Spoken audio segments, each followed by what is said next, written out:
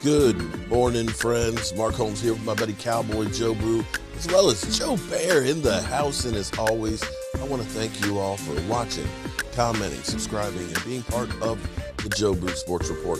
Without you guys, as well as you ladies, you know that this literally does not work. So let's get open for business and let's wake up those football gods in the morning. How's everybody doing here on this Saturday? And it's hard to believe that right now, as we sit here, this is the last weekend of the regular season. In fact, there's only 36 days, 7 hours, 44 minutes, and 15 seconds until the Super Bowl kicks off. That's it. This is it. This is a wrap for 18 teams. This is the last game. They got the golf clubs in the trunk of the car. They're headed for vacation and everything else. For 14 teams, this is where the season really begins. And, of course, tonight, 8:15 Eastern, we take on the Philadelphia Eagles in a game that is really meaningless. We might move up. It's possible that we move up. It's possible that the Eagles move up, but it's not very likely. In the end, what we got to do is we got to be better than 6 other teams to be that one that comes from the NFC to the Super Bowl. For our team, going to this game, again, the Eagles are in the same boat. We both lost a lot of players to COVID. The Eagles, it sounds like they're going to be resting a lot of their players. There's talk that Minshew wants to start and play and so on in this game. We've got, of course, Diggs out, Micah Parsons out, Tyron Smith, Donovan Wilson. So for me, this game is really, in some regards, this game's a scrimmage. This game, I'm going to say, you got the extra game this year. This game is a springboard to the playoffs. It's going to be able to do some things that you normally can't do. Now, I don't know how many touches Zeke Elliott's going to get. Zeke wants to go for that 1,000 yards. He needs 80-some yards to go. I don't think he's going to get more than 8-10 carries. Hell, most games he's not getting 8-10 carries a game now. So I don't know how long he'll be out there. And then you have to wonder about some of these younger guys that'll be playing for the Eagles that are trying to make a name for themselves. And if they can be the one to take Dak Prescott out or maybe, cripple the Cowboys, you don't think that that's a thought?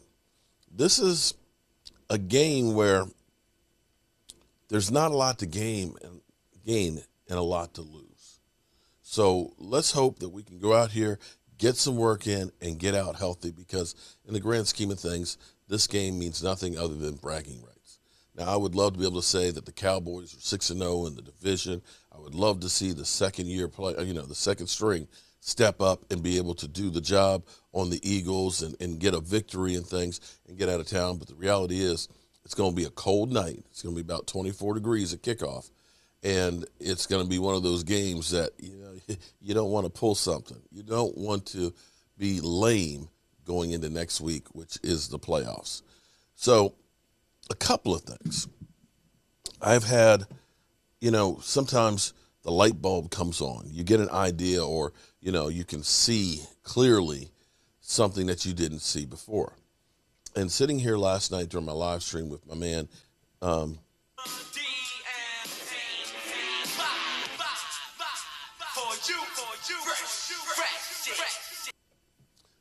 sitting here with DMV, he Skyped in.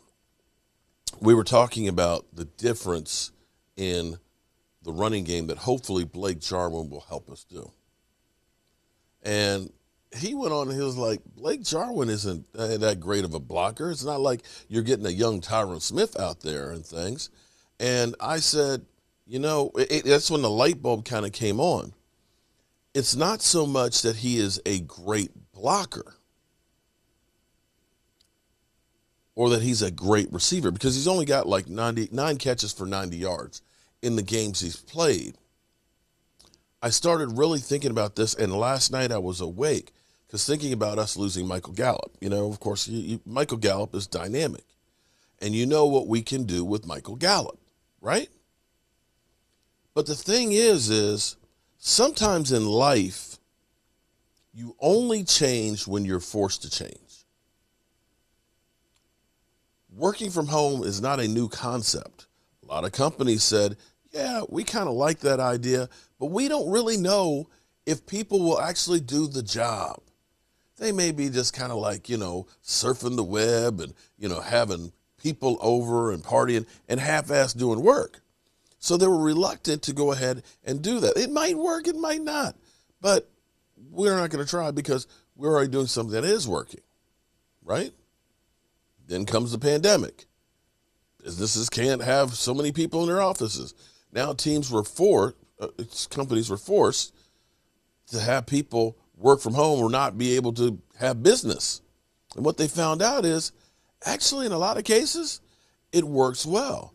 And they don't go back to what they did before. In fact, the whole dynamics of the economy are beginning to change where you don't necessarily need to have that big building and office and all that space because you got to pay for that space. Why not have the employee working from his home using his electricity, his toilet paper, his copy paper, getting his own coffee, cleaning his own house, and paying his mortgage instead of me having to provide all that for that person? So now we're more profitable with that person working remotely. But they wouldn't have changed unless they were forced to. Enter the Dallas Cowboys with Mike McCarthy, who is pass happy. He digs passing. And when you start thinking about having Michael Gallup, CeeDee Lamb, Amari Cooper, you just kind of go through. It's like, oh my God, you start salivating, man. We can just, 3 wide outs and we can just go down the field, right? Yeah. But here's the problem. When Michael Gallup went out, first game of the season, first game of the season, was lost. You didn't have that dynamic third receiver. Yeah, Cedric Wilson and things has been good, but he's not Michael Gallup. So you saw the Cowboys doing a lot of 2 tight end set, 12 personnel with Blake Jarwin. Sometimes they'd line the tight ends side by side on the same side. Sometimes they'd be on both sides of the field.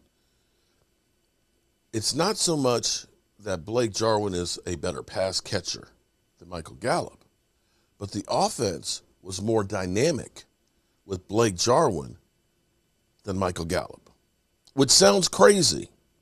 On the surface, you say to yourself, how can that be? How can that be? I tell you how it can be. Because it's a different look. If you've got 3 wide receivers, if you've got those guys, chances are it's going to be a pass play. The defense is now manning up on knowing that that's a pass play. That's what they're doing. If you're in 12 personnel, a defense typically is going to man up thinking it's going to be a run play, right?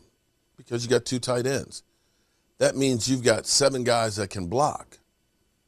So you're putting in different personnel. But the thing about having Blake Jarwin, Dalton Schultz, CeeDee Lamb, Amari Cooper, there, you still have 5 guys, including Zeke, that can catch the ball. You have 5 guys that can catch the ball. Or you got 2 extra blockers in the running game. You now have numbers to help you in the running game. Because here's what's crazy. Yeah, and I know people will say, you just copy people. You steal shit. I ain't stealing shit from nobody. I have been up half the night looking at this. Because here's what's crazy. Look at these numbers over here. Week 1, we got Michael Gallup, right?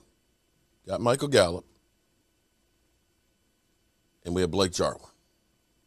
We got 451 yards. We got 60 yards rushing. We lose the game.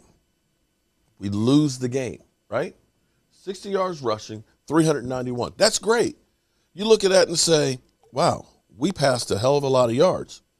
We were so close, but we only rushed 60 yards. Right? We lose Michael Gallup. lose Michael Gallup, right? Now, CeeDee Lamb and Amari Cooper pretty much every play out there. Now you got Dalton Schultz and Blake Jarwin. And, of course, you're going to mix in, of course, Cedric Wilson and things. But look what happened with the run game.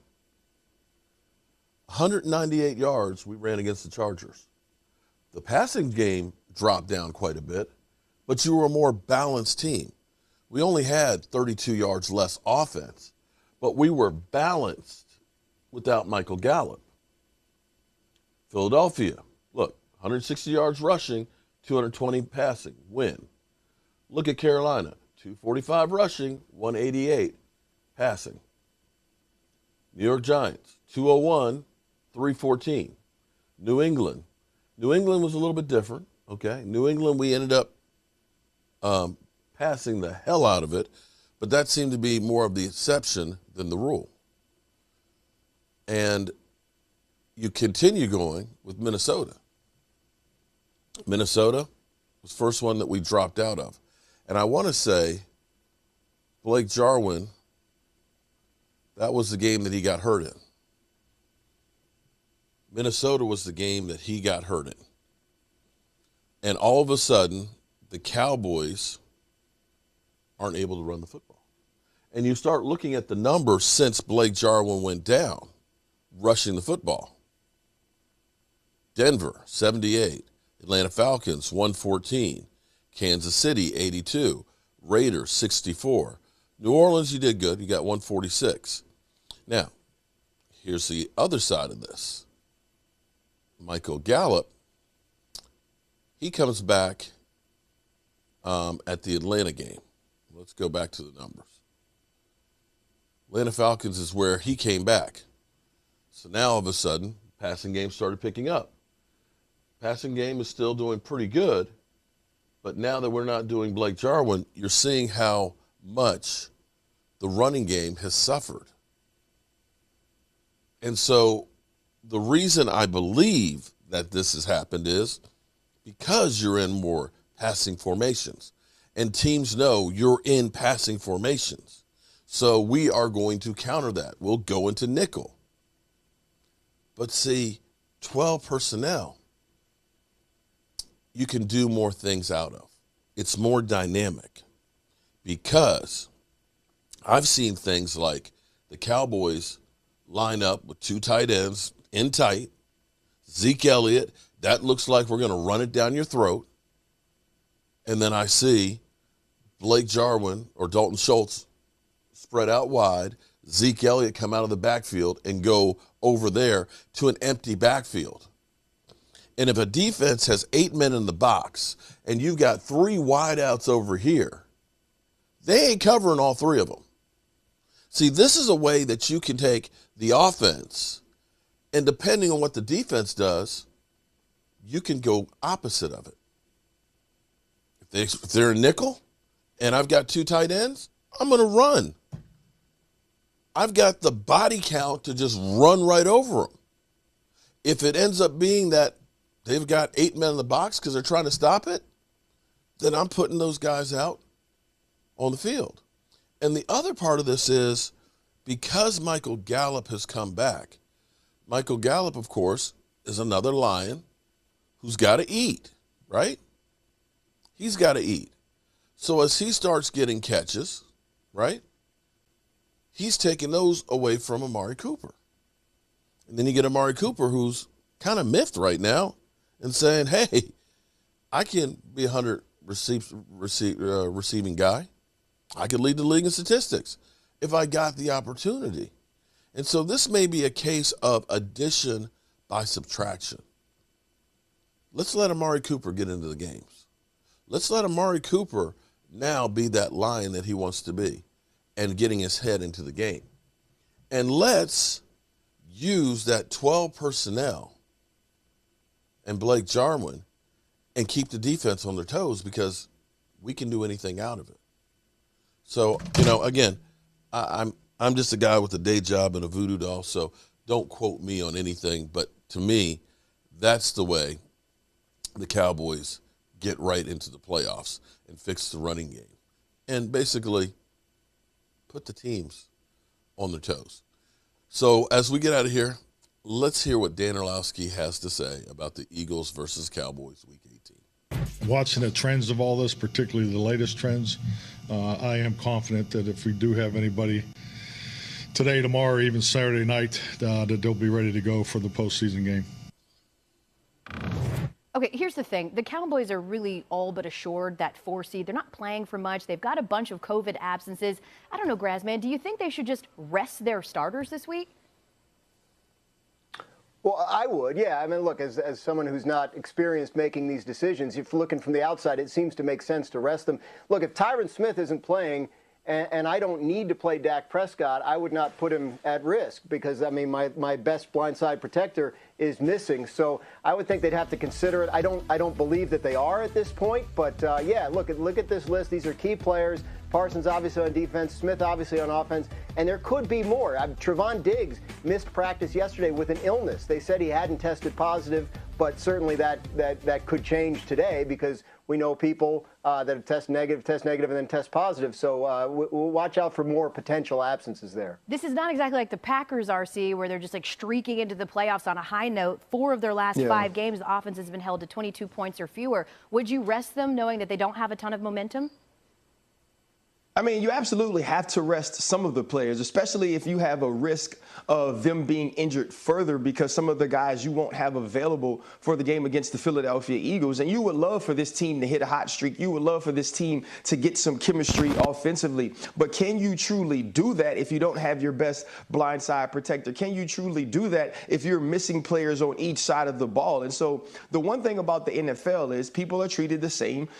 People are treated fairly, but not everyone is treated the same. There are some players that are more valuable to your playoff success. What you're hoping is that these guys can be available next week, be available and be healthy and be 100%. And you want to protect some of the players that you need going into the game, the Dak Prescotts, the Ezekiel Elliott's, the J-Ron Kersers on defense who've dealt with shoulder injuries. And so I think it would be smart that if you're your stars, you protect them going into the next week because you have to hit the ground rolling. And Ning, let me close out with you. How would you approach tomorrow night's game?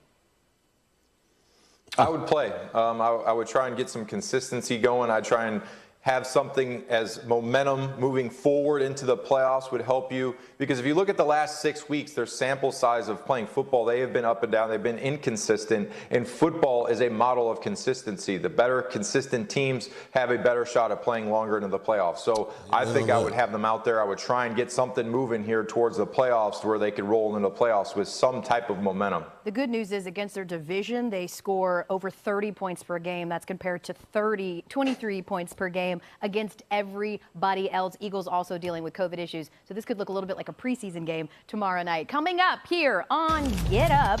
All right, so that's where we are. Should the Cowboys just rest everybody and take it easy tonight? I guess we'll find out in about 9 hours from now. As always, friends, I want to thank you all for watching, commenting, subscribing, and being part of the Joe Boo Sports Report. I'll see you later. Our folks here, and as always, I want to thank you all for watching, commenting, subscribing, and being part of the Joe Boo Sports Report.